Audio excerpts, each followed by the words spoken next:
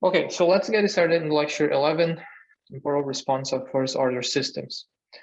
The objective today is to understand the differences between the first and second order, find the temporal response of a system for a given input, and understand how the parameters in the transfer function will affect the transient and the steady state value in that transfer function.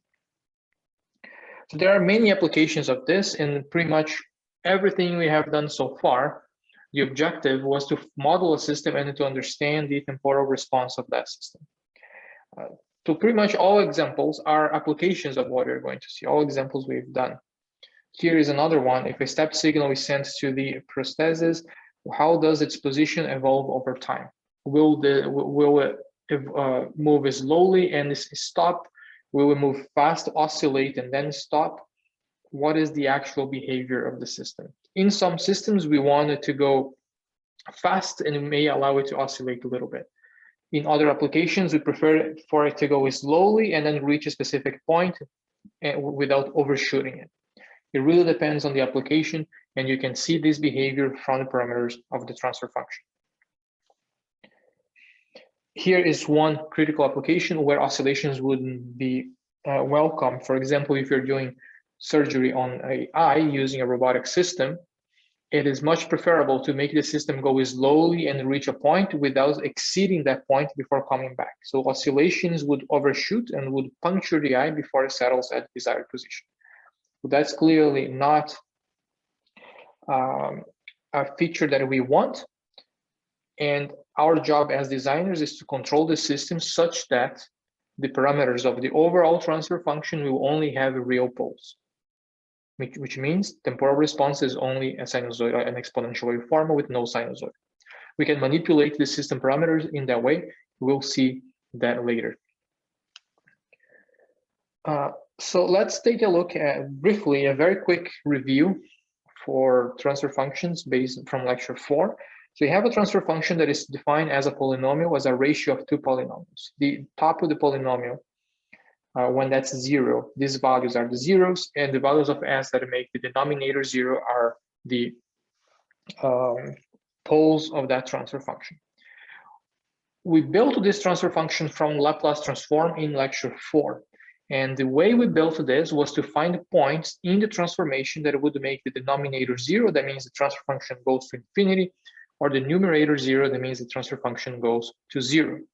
And we established that depending on the values of s that are required for denominator 0, we might end up with systems that have exponential waveforms, sinusoidal waveforms, or both. Whereas the top of the equation, they will only bring it to 0. They do not influence the signal shape.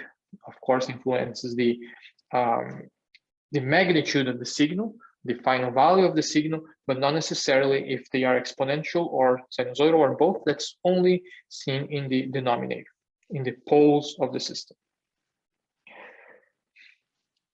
For this function, for example, we can find the poles and zeros by equating both the numerator and the denominator to 0. So if you do the numerator to 0, we have s equals 0 and s equals to -3.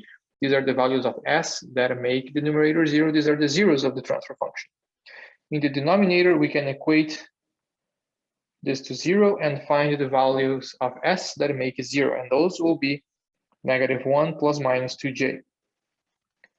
If you now plot these values in a s-plane axis where we display the real part and the imaginary part, that is sigma and omega from the transfer function values of s, we'll typically note zeros with circles and the poles with x's, like that, crosses. We see that the values of s have both imaginary and sinusoidal components for the poles, which means that the time response of this system will have both exponential and sinusoidal waveforms. So that's what we have to watch for. If we had a system with a first order in the denominator, let's say s plus whatever constant, you notice that when you have a second order system, we can have imaginary and the real values for the poles, but when you have a first order system such as this one, the values are only real. The poles are only real numbers, which means that the time response of the first order system is always an exponential waveform. Now we cannot get a complex value to solve for a first order polynomial. It's always a real number. Right? So always be located along the real axis, meaning that no sinusoidal waveform will be present. We can verify that by taking the inverse Laplace or to find the temporal response of the system. So we saw this before, I'm going to go over this very quickly. Step 1, define the transfer function in the Laplace domain. Step 2, apply the input signal to the transfer function. And step 3, take the inverse Laplace of the resulting signal. What is the step function? Well, what is the input function?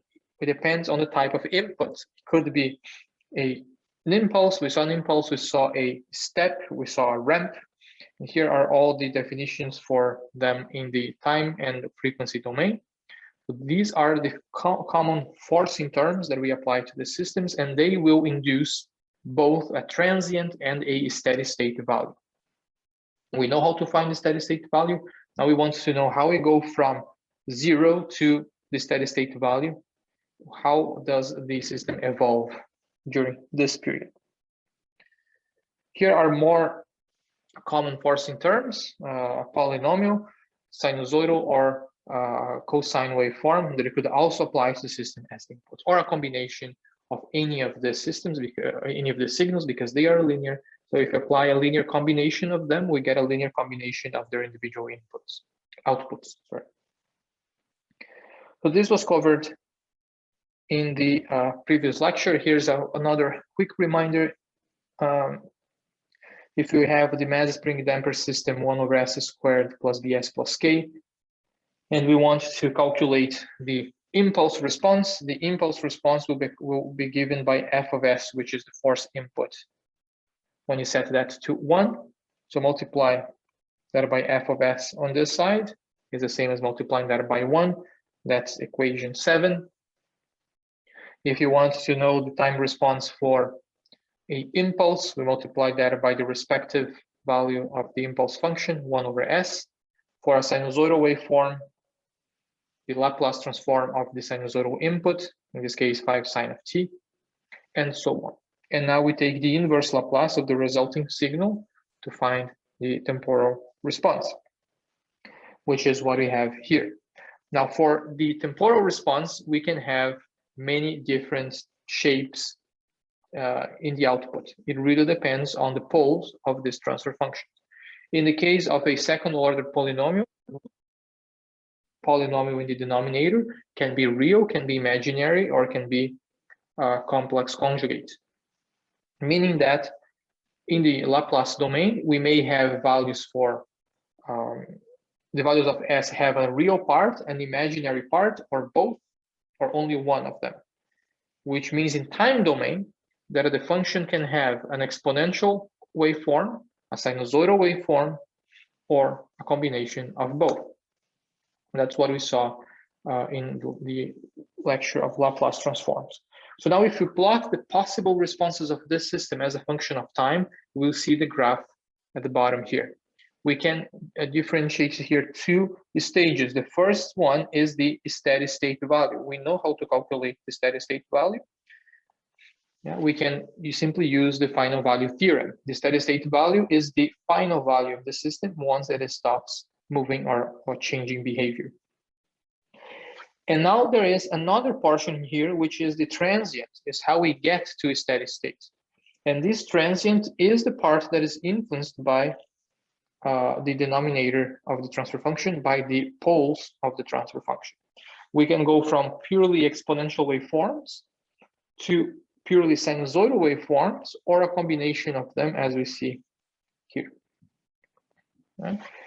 For first order systems, for second order system, we can have any of them. For a first order system, if you have anything in this format, the values of the poles here can only be real, meaning that we can only have exponential waveforms for first order transfer functions.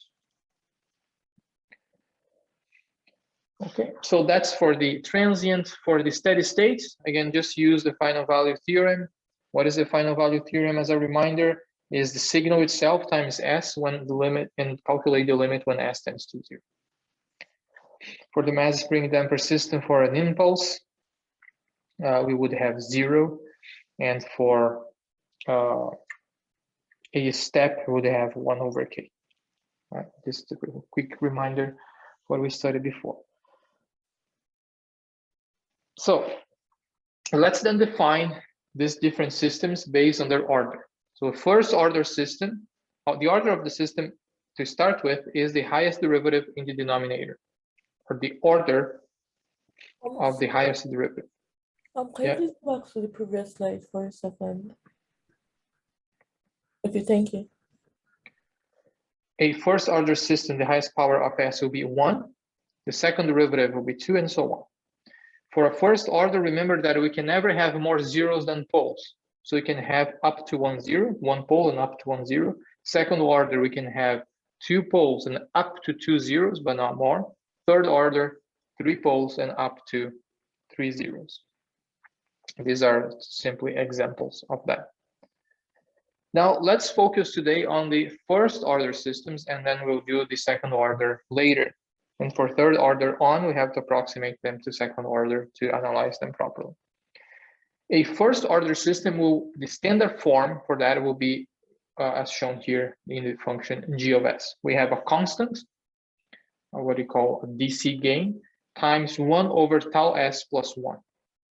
This is the standard form that you can use to represent any first order systems. So again, constant, and tau here is another constant, but it has a particular interest in the transient response of the system because you're going to call this the time constant.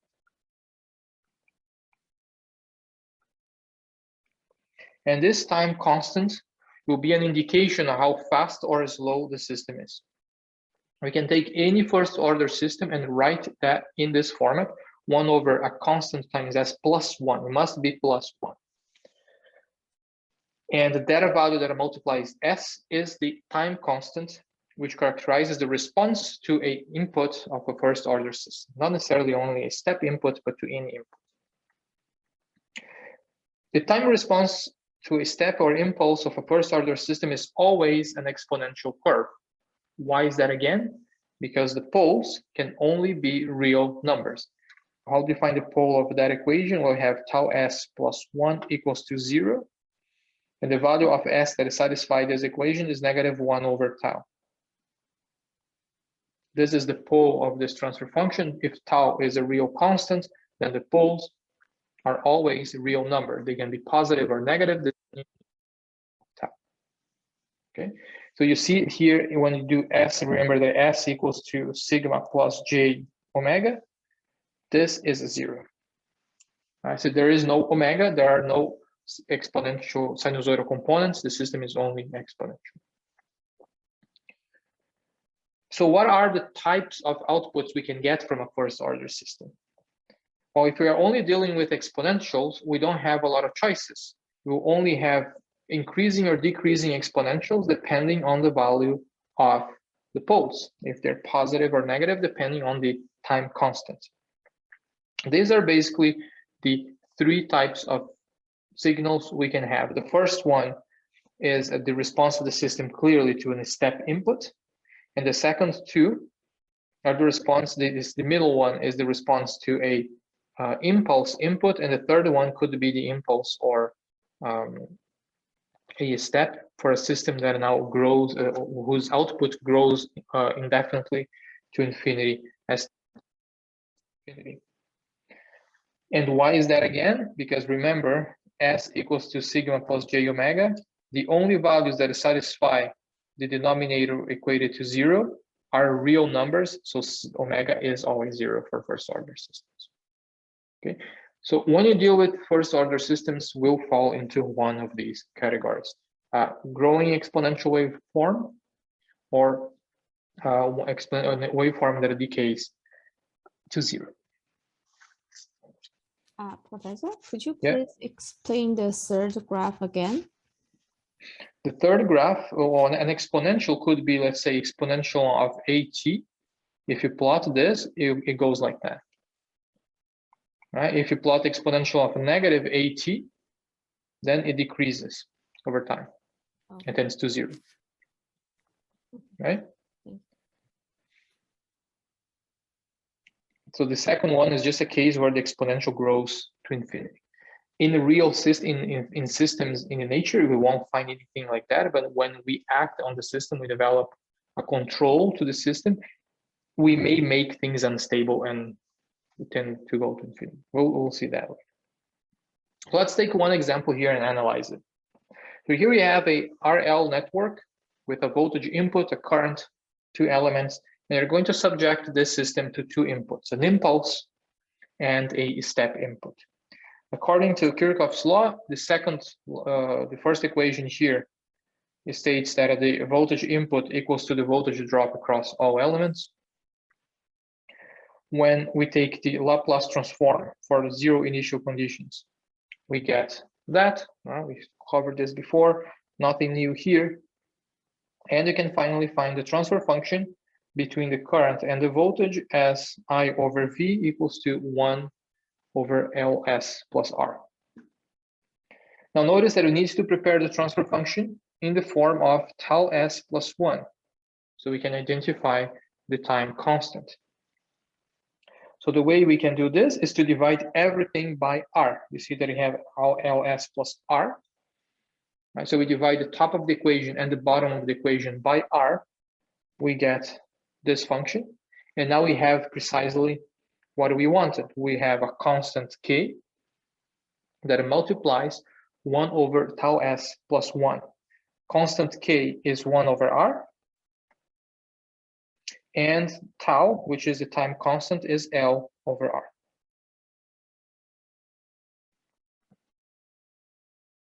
Okay. Which is, we could, now we identify the time constant, we could divide everything by the time constant L over R and simply rewrite the equation in another format like that. That is also equivalent to the same function. Okay, so that's the time constant you can see as L over R.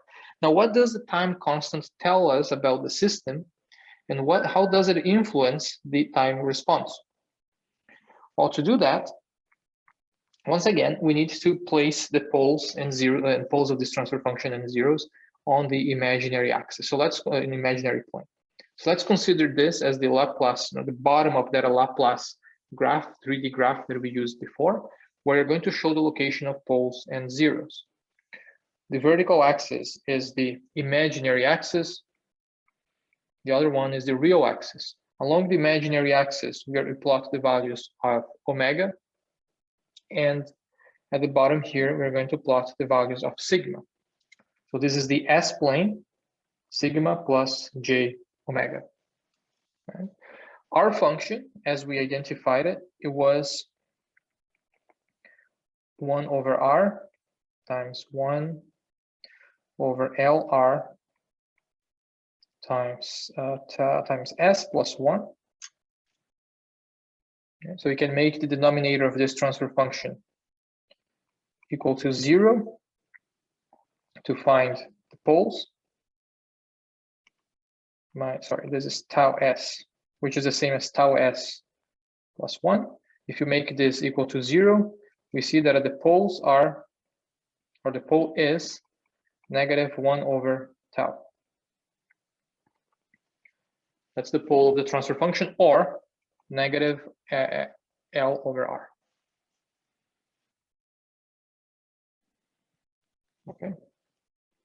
Sorry, now notice, negative L over R or R over L. Oh, R over L. Yeah. As I wrote. In the last slide, I was just wondering why you didn't replace 1 over R with K, like you did for tau. We can do that, certainly. In fact, yeah, we can. Guys, it would have been equivalent. Okay. Now we need to locate these poles here. The poles, because they are R and L are constants, these poles will always be real numbers, which means that they will only be located on the real axis. They can be now positive or negative, so they can be to the right or to the left of the imaginary axis. If tau is greater than 0, then the poles will be located, actually not there, but it will be located along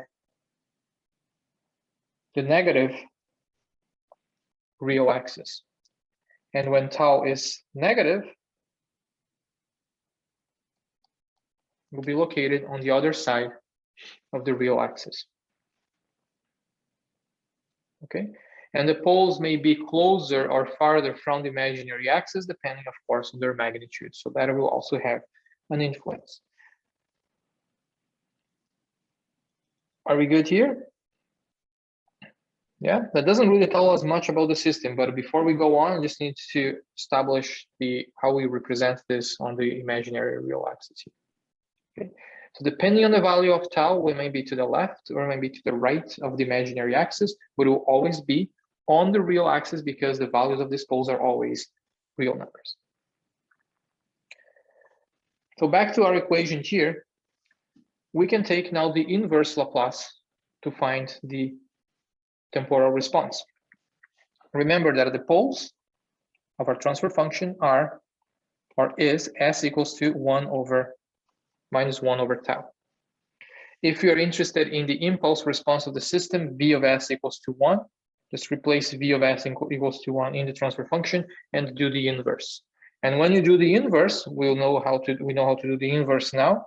We'll end up with I of t, the current, is 1 over tau r times exponential of negative t over tau.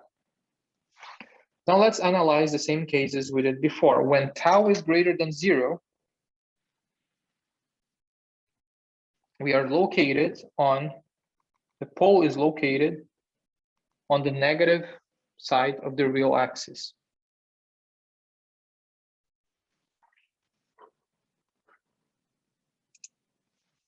Okay.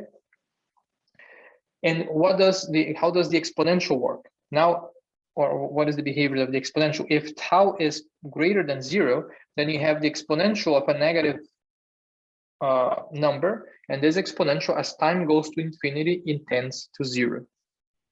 If tau is greater than 0, the exponential dies off to 0.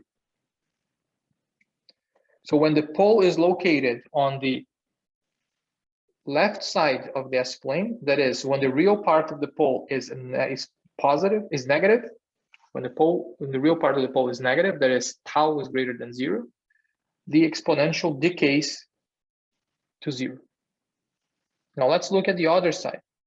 When tau is greater than 0, when tau is smaller than 0, then when you replace tau here with a negative number, we have negative t divided by negative tau.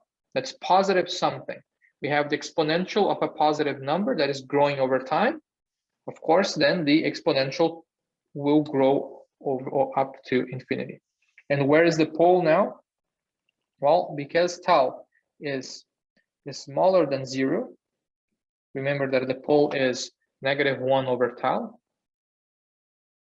then the pole will be placed on the left side, on the right side of the S-plane, and exponential tends to infinity.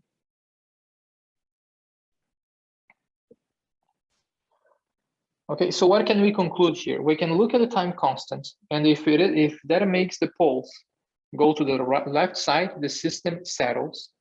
If the pole is on the right side, the system goes to infinity. The system is unstable. Okay. Always exponential waveforms, but now depending on the location, it might grow, it might tend to 0.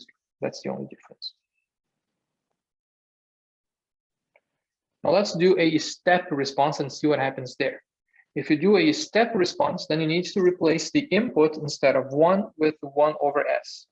V of s equals to 1 over s.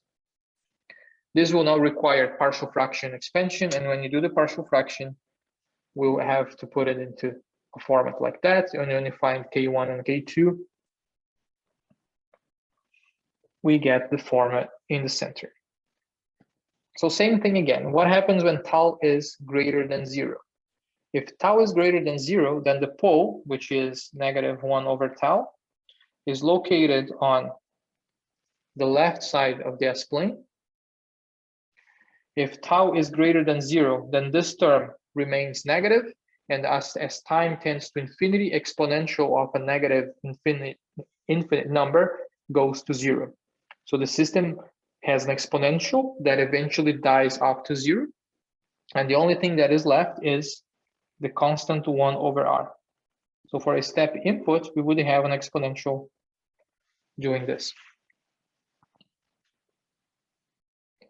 In the same way, if now tau is negative, that means that the pole will be shifted to the right side of the S-plane.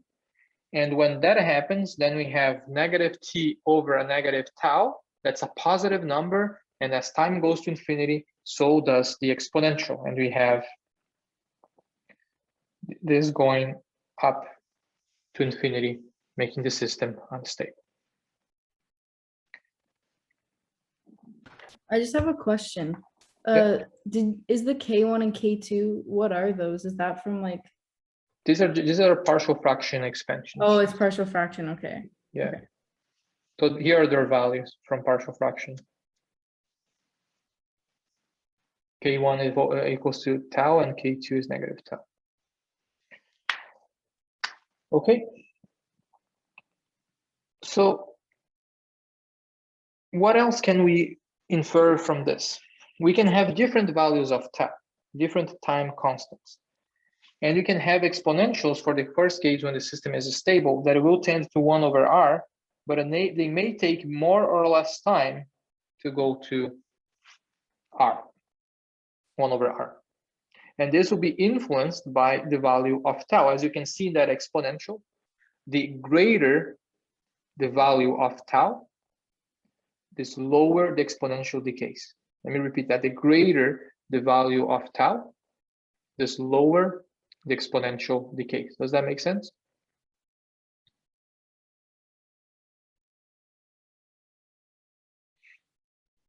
Yeah, no, perhaps? Yeah. Yeah. All right, so if k increases, sorry, not k, tau increases, the system becomes slower. It will take more time for the exponential to disappear, for the transient to disappear. Where does the pole go? As tau decreases, does the pole go to move to the right or to the left?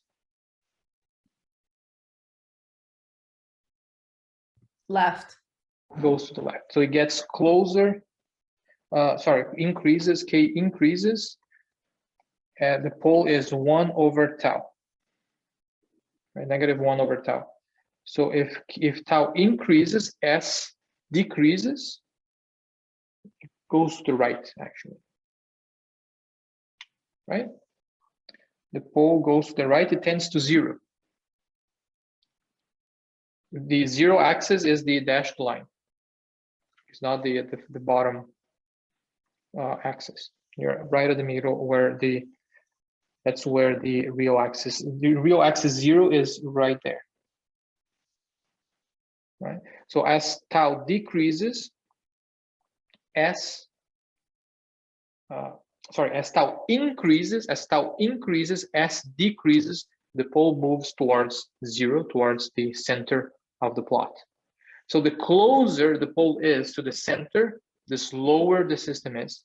The farther it is from the center, the faster the system reaches the steady state.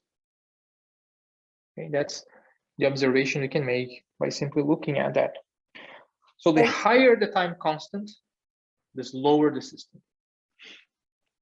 And the lower the time constant, the faster the system is.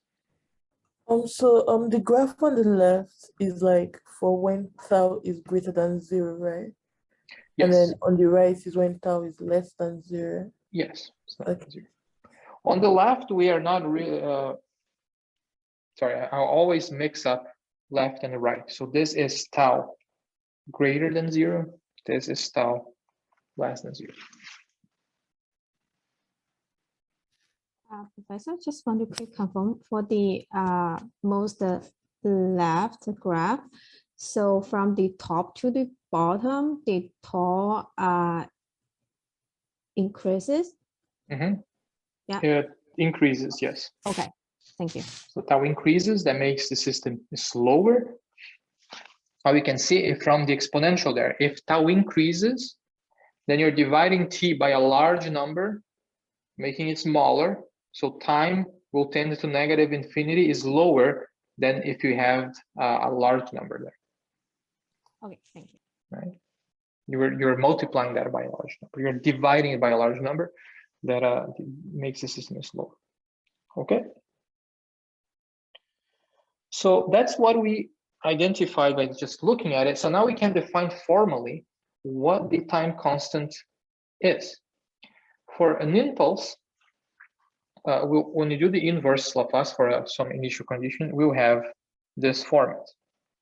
We can now replace time with tau. And when you do that, we have exponential of 0 times, sorry, y of 0, the initial value, times the exponential of -1. And this gives about 37, 0.37. So we can say that a tau is the amount of time the system takes to reach 37% of its initial value when subjected to an impulse. Let me repeat that. The formal definition of the time constant for an impulse, we take the impulse time response, y0 is an initial input, initial condition. We replace t, time, with tau. That will result in y0 exponential of -1, which is 0.37 y0. So when tau equals tau, time equals to tau, the response of the system is 37% of its initial value. And you can see it here. We start at y0, and that at time equals to tau, we are at 0.37. Right? So again, the greater the time constant, the longer the system will take to reach to decay to 37%. Now, if you look at a step response, this is the step response, and you can do the same procedure now. We can take time and replace that with tau, and this will give 1 minus exponential of -1, which is 0.76 or 77 or 73. I think it's 73, but let's, yeah, okay, 67% of its final value. And the system here is standing to 1 at a one-time constant. It is at 63, yeah, 63% of its final value. So that's how we can define formally the time constant. Okay. Summarizing, time constant for an impulse is when the system reaches 37% of its initial values, decay. For an impulse, the system is going up, and at a one-time constant, it will reach 63% of its final value. Any questions?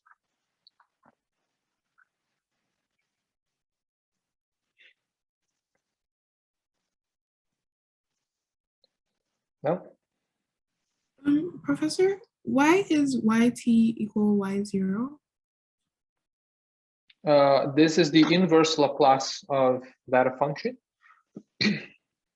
And y0 is a generic value. So we would have, instead of 1 here, if we had y0 on top, that's the initial value of the function. We will start at y0 and then decay to 0. It's just where the function starts. Okay, so y of t is not a y0. Y of t is the inverse Laplace of this, which is y0 exponential of negative t over tau. Okay, thank you. Okay. A ramp function, and if you do a ramp function, so now the input is 1 over s squared, and you end up with a format like this after we do partial fraction decomposition. And we see the time constant showing up there again.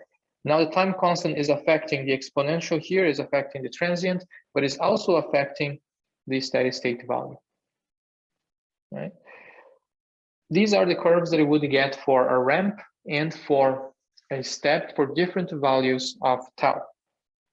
So we see that these exponentials are reaching steady state faster or slower depending on the value of tau. So if you go this way, what is happening to the time constant? Is the time constant increasing or decreasing? Decreasing. Decreasing, right? Is decreasing. And this is visible from here, right? Here we have 1 minus the exponential of something that it will build up to negative infinity on top as time goes to infinity. So that it will build up faster or slower depending on the value of tau. If tau is very large, then you are multiplying t eventually by a very small number. So this will take longer to reach 0. Whereas if tau is very small, then you will end up with something that is the opposite, something like that, say, an example. So the second line, it will go to 0 much faster than the first for the same value of t. So as tau decreases, the system becomes faster, reaches a steady state faster. And as tau decreases, the pole, which is -1 over tau, will move far away from the imaginary axis.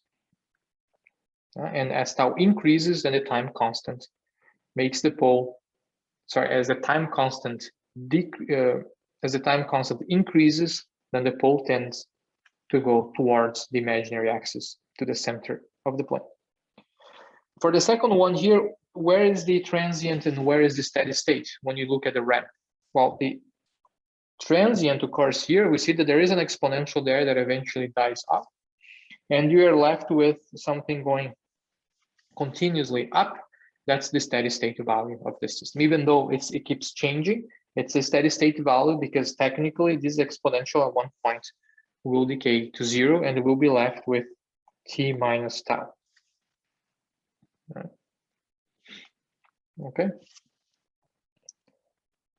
So that's the influence of the steady state value of the time constant in the steady state and on the time response. It's relatively simple. It's one very simple message in the entire lecture. So let's do one example and to clarify things a little more and analyze this a bit more. Let's start with exercise 1. We have this RC circuit. We analyzed this before in a past lecture. I believe it was lecture 3. And we came up with a transfer function between the input and the output. Input is V, output is I. Output is V out. I is the current, output is V out. That is the voltage across the capacitor. The transfer function is given there, and we want to find the temporal response to a unit step input V of t, find the final value of V out and plot the time response, and analyze the influence of the pole location and the time constant on the temporal response itself. Okay, so let's do this one together. I will write the transfer function that is V out, let's do it right here, V out over V, which is 1 over RCS plus 1. Okay, and that's given for this system here. V out the output, V is the input. What is the time constant?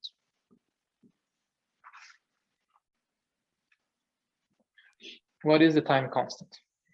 RC. RC. Time constant is RC. What are the poles of this transfer function, or the pole of this transfer function? -1 over tau, or -1 over tau, which is the same as -1 over RC, -1 over tau. If you replace this value here, the denominator goes to 0.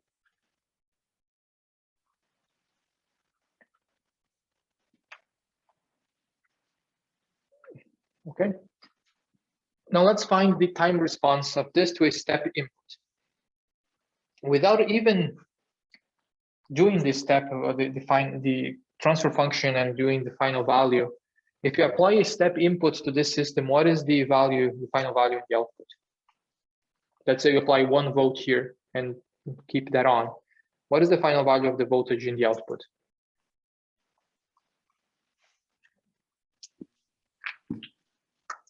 Same as V. Same as V.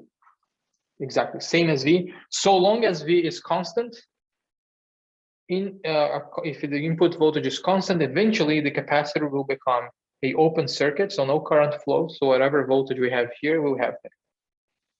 All right, that doesn't even require any calculations to realize. Okay, so let's do the transient too, because they're interested in the transient. So if you want to calculate the output for a step input, the input voltage becomes a step 1 over S. Now we need to split this into partial fractions, right? One here, one there.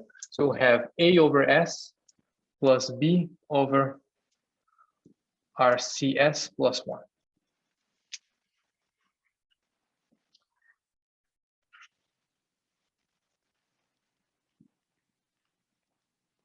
Okay, and I'm going to skip the partial fraction. I think this is a very simple one, right? So just to give you the result here of this manipulation is 1 over S minus 1 over S plus 1 over RC. I will post the full derivation of the partial fraction in the annotated lecture notes, but to save some time today, I will just give you the result. I think this at this point, if it's not, it should be trivial to find. Professor, just quick Yeah. question. What happens when the capacitor goes into an open circuit again? If the capacitor becomes an open circuit, there is no current flowing through it. So no current, does that mean no voltage? No. No current means no current. Okay. So what does the voltage become then? The voltage becomes the same because the voltage, it will be V equals to IR plus VC, voltage across capacitor, right? Yeah. If there is no current, this is 0, so they are they're just equivalent. Okay, yeah. Thank you. Sorry about that. So, but yeah, so as a common misconception is that there's no current through the capacitor, there is no voltage. This is not true. Why is that not true? Because what is the voltage across capacitor? Is 1 over C integral of I dt. The current could be something, say like this.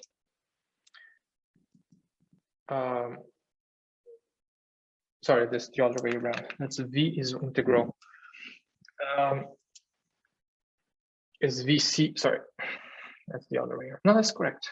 It's the integral of the current. The current could be something like this, and then the current goes to 0. Just my graph here was messed up. The rest is fine. V is 1 over C integral of that. And we could, in this case, would they have a current that it will probably do something like that, and then eventually goes to 0.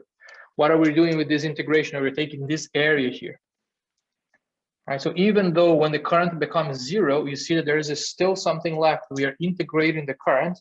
And once you pass this point, the integral of 0 is the past value. Okay, that makes sense. Thank you. So that clarifies that. So what is the inverse Laplace now of this signal? If you want to calculate the output, what is the inverse Laplace of that? V out of t. The inverse of this, what is that?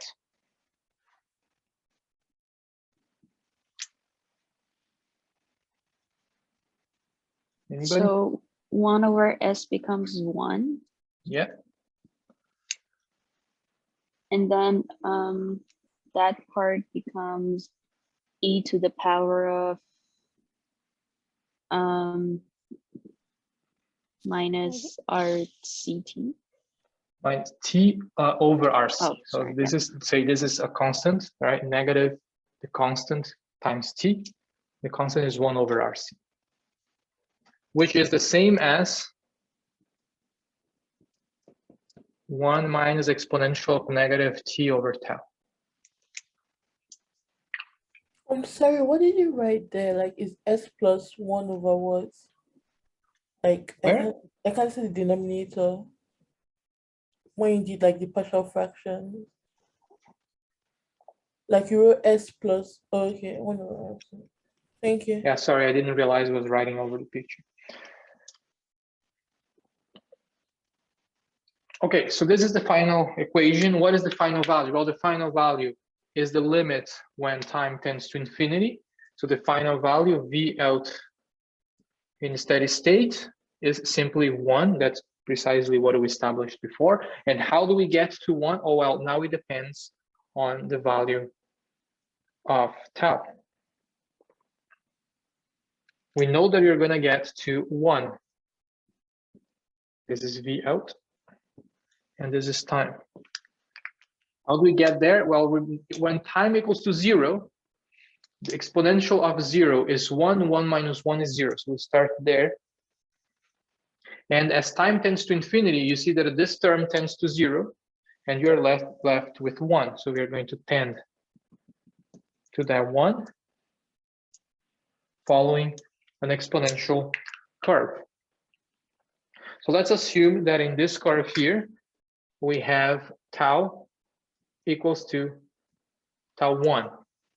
We can plot the location of the corresponding pole, so imaginary, real.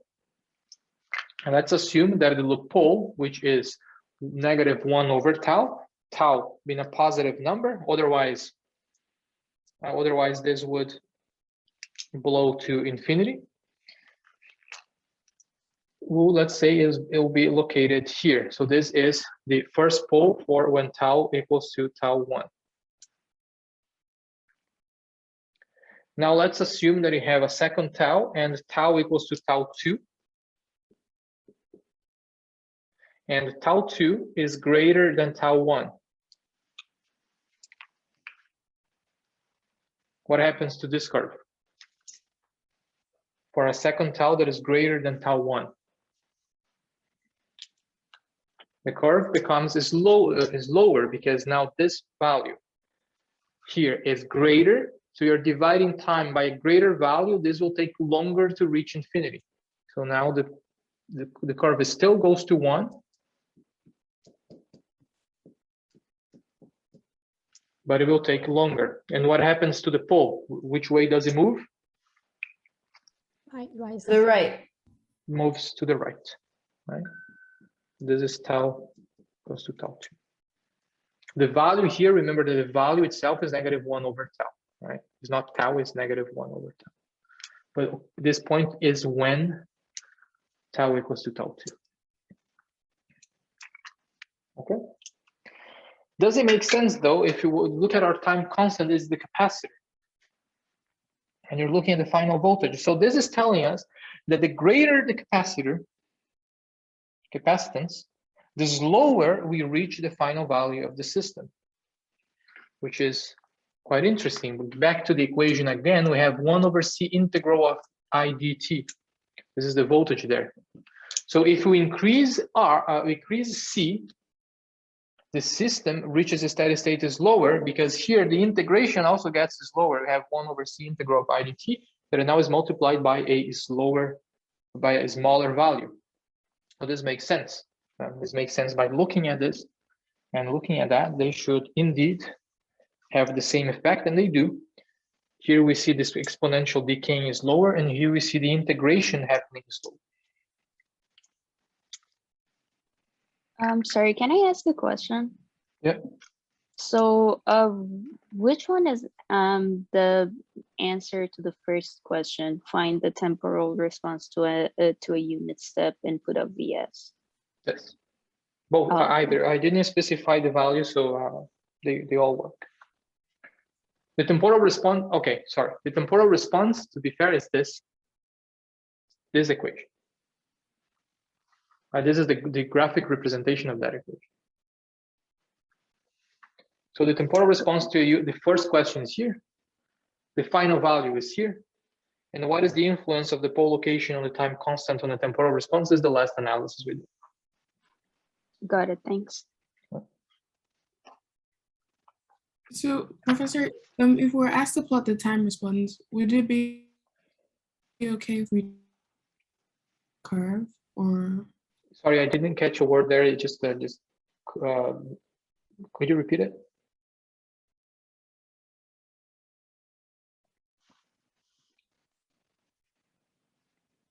I can't hear you anymore. I don't know if you're trying to ask a question.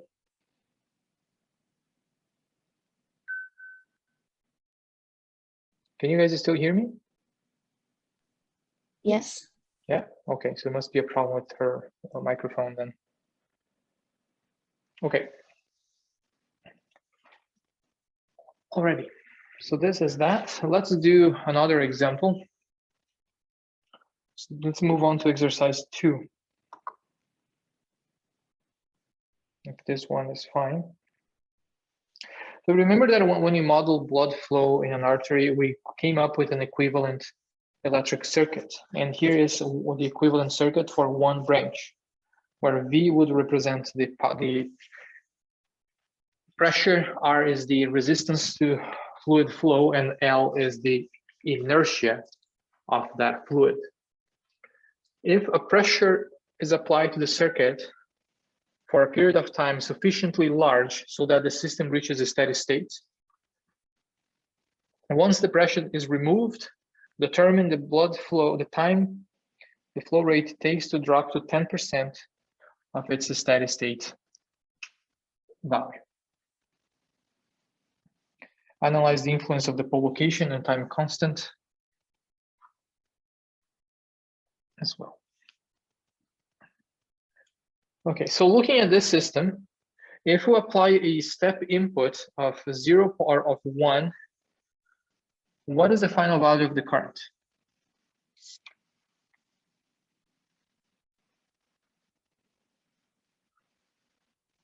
For a step input.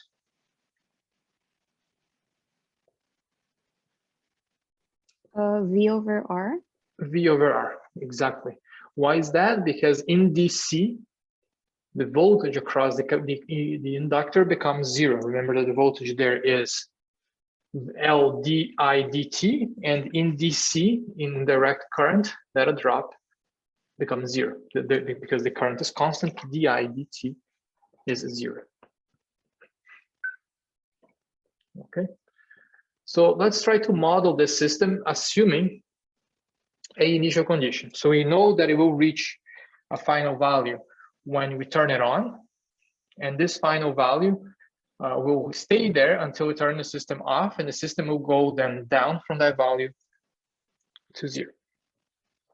Let's assume that a final value, we know what it is, just L V over R would be 1 over 0.1, it would be 10. But we can call that I0 just to keep it more generic. And now we are turning off the system and letting it drop or decay from the value back to 0.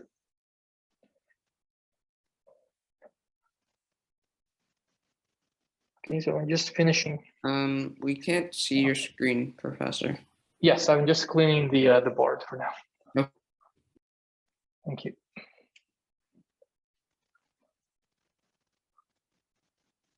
Okay, so in the meantime, establish the equation of the balance of voltages here, assuming an initial current in the inductor. How would that look like?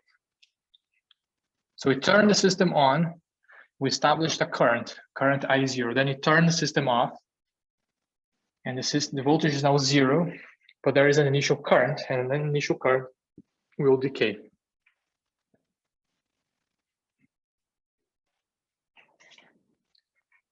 So let's do that one. Okay, so here is the system. We are turning it on and then off. We turn it on for a time sufficiently large to establish an initial voltage, initial inductor, or an initial flow in the system. So let's call that I0. I0 is the initial current that we will establish in the system. And once that is established, we'll turn it off. When you turn it off, this voltage becomes 0. And if you do the sum of force of voltages there, we have 0 equals to I times R plus L di dt. When you take the Laplace transform of this, 0 equals to I of S times R minus L I of S minus I0. right? The initial condition here that we can't neglect. Now, we can solve for I of s, and I of s becomes I0 over Ls plus R.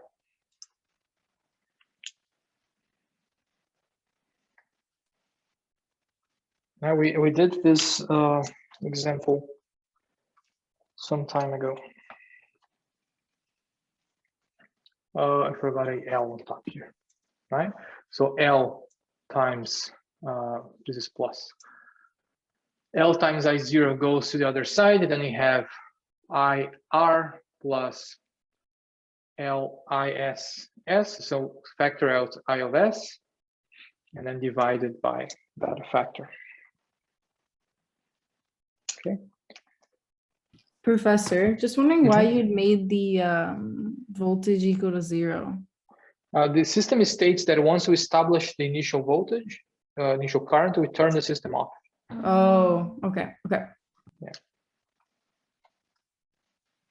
Okay, so we can't really take the inverse Laplace of this. Now we need to get rid of this L, so we can rewrite this as I0 divided by L plus R over L.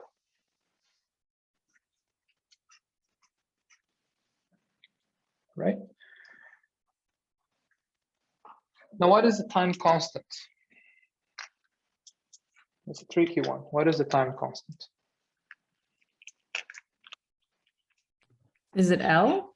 No. Is it L? No. So Is the it time L over for the time R? constant is L over R, exactly. For the time constant, we would need a time constant here, a value that is that multiplies s plus 1. So to get that, we need to divide everything by L over R. So divide this by L over R, divided this by L over R. So this would be the same as I0, L over R, L over R, s plus 1.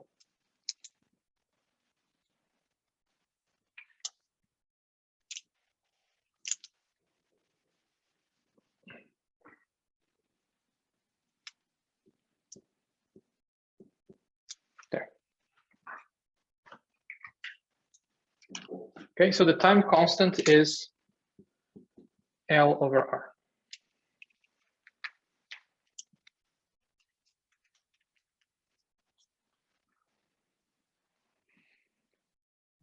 Now we can take the inverse Laplace. We can take the inverse Laplace from here. And you know that the inverse Laplace of that is, give me the result here, I of t is I0 exponential of negative L over R times t, or I0 exponential of negative t over tau.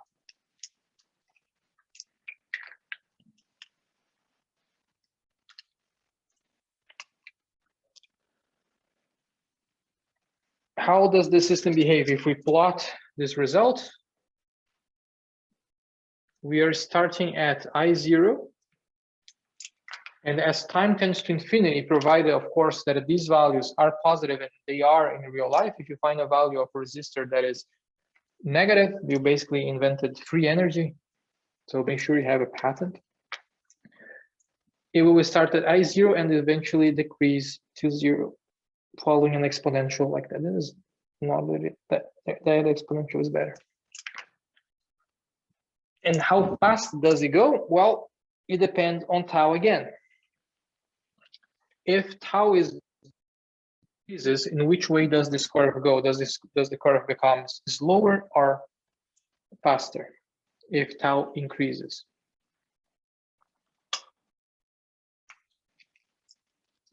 If tau increases, the curve becomes slower, so it would go more like that. So in this way, tau increases. And when tau, how do we increase tau? Well, let's look here. We increase tau by increasing the inductance in the system. And it's truly what happened. The inductor is preventing changes in the current. So the greater the inductor, the harder it gets for I of t to change. The slower it decays. Right? If you think about the fluid analogy, for example, in that analogy, this would be the fluid inertia. So the greater the inertia, the slower the system stops moving. Right? So that makes perfect sense. So the question then asks, determine the time it takes for this to reach 10% of the initial value. So we want the initial value is I0, and we are going to reach 10% of that. So that's 0.1 equals to the current itself minus R over L times T. All right, so this is the current, and you want to reach 10% of the initial current. Now all you have to do here is to solve for T. This I will cancel that I, and now you can do the natural log on both sides to eliminate the time, the exponential. And you can rearrange this. I'm not going to solve entirely. I'm just going to do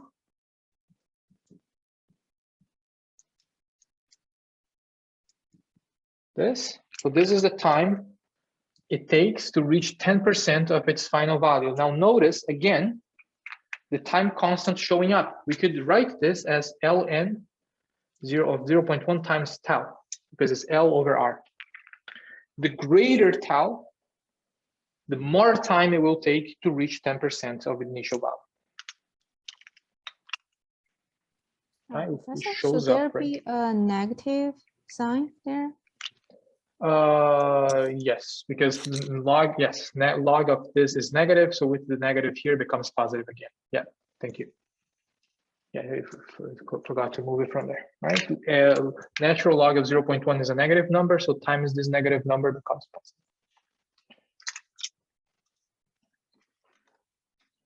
Okay, in this simple analysis, then this is just another way to state the same thing. But here we can see clearly the time it takes to reach 10% depends linearly on the time constant.